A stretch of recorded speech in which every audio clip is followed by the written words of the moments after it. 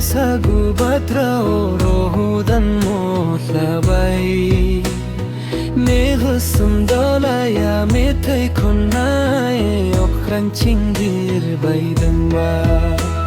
Somni maya yo agui nang khonu lalguman bai Dum hoga sokhu gasan barwi hagasan hoba Okrangni jumai punai ni gusao birbayau nang Agwili agai gamini hurnai ni samjura nai nang moirang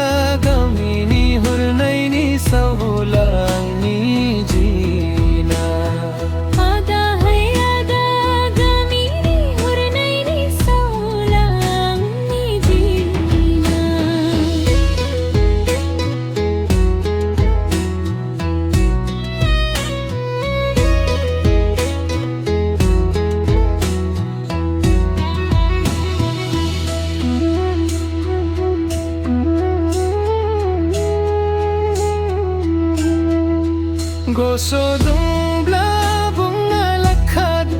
Twi sutum sung ni jiu nang jagung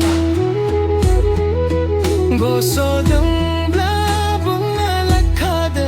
Twi sutum sung ni jiu nang jagung Jiu ni simang ko nung jung suju kabaya jiwa nang kono tina dongba busani kataku nung pumai nung amla mayo ni nan widong nung kono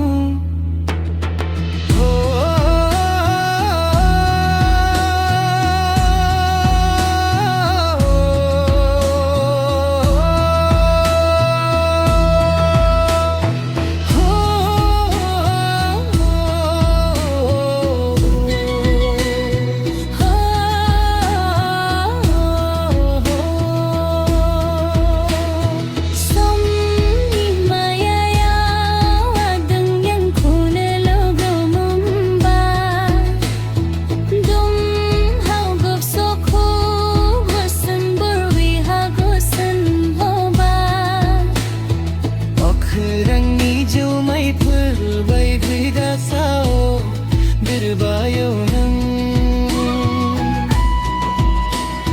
Agili agai gamini hurnai ni samjura nai nujang